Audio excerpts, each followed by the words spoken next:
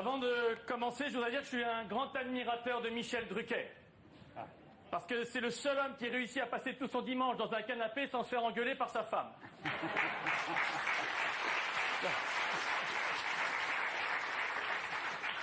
Bonsoir, bonsoir. L'autre jour, ma femme m'a dit « Je partirai bien en vacances ». Je lui ai répondu « Pas de souci, tu me dis quand tu reviens ». Pendant ce temps-là, j'en ai profité pour faire du sport, j'ai regardé les JO à la télé. D'ailleurs, j'ai cru que les Jeux para-olympiques avaient commencé début août. En fait, non, c'était du football féminin. J'ai aussi vu la performance d'Usain Bolt. 4 ans d'entraînement pour au final faire moins de 10 secondes. Ça me rappelle ma première relation sexuelle.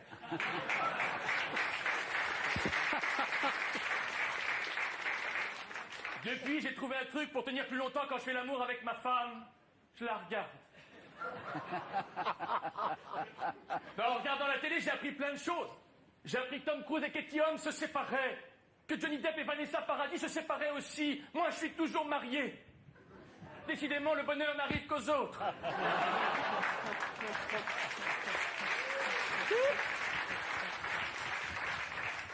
J'ai aussi appris que le nouveau dirigeant nord-coréen, Kim Jong-un, s'était marié. Et après la découverte de la vie maritale, ses premiers mots ont été « Et moi qui croyais être un dictateur ».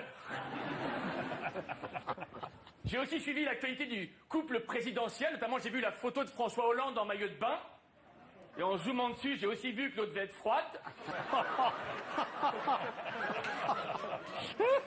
Quant à Valérie Trierweiler, elle a dit que dorénavant, elle tournerait 7 fois son pouce avant de tweeter.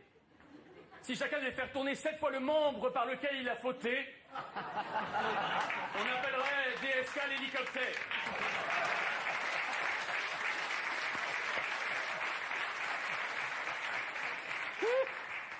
J'aime François Hollande parce qu'il se bat pour Peugeot.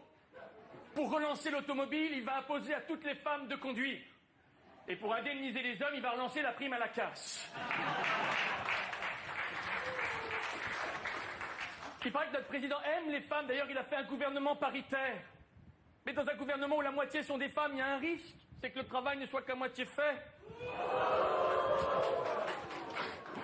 C'est chaud chez Drucker. C'est le bizutage. Non, parmi les femmes, il y a une ministre d'origine asiatique qui a dit que ses parents l'avaient appelée Fleur parce qu'à la naissance, il y a une fleur qui lui était tombée sur le front.